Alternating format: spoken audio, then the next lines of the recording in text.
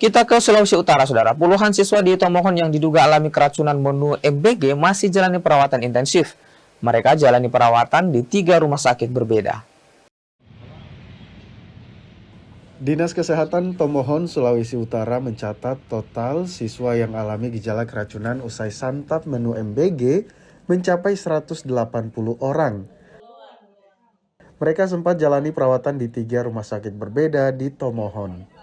Sebagian siswa telah dipulangkan, namun 56 siswa tetap jalani perawatan intensif hingga dinyatakan kembali sehat.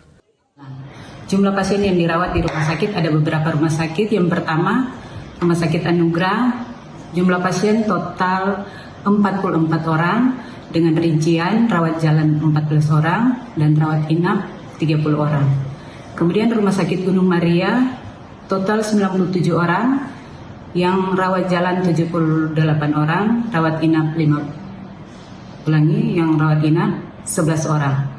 Dan untuk Rumah Sakit Bethesda, total yang dilayani 39 orang, dengan rincian rawat jalan 24 orang dan rawat inap 15 orang.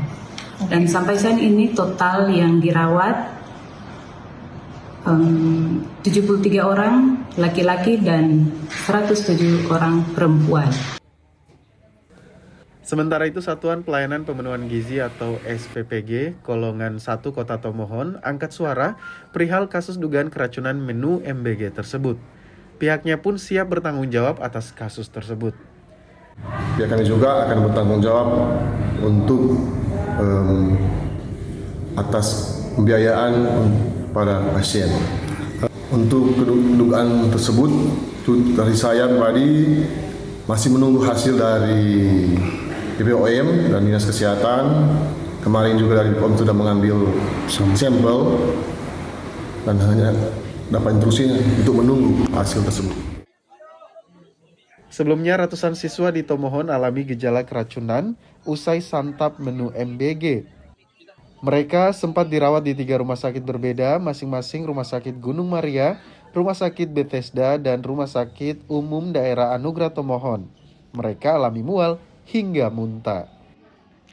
Tim Liputan Kompas TV Tomohon, Sulawesi Utara.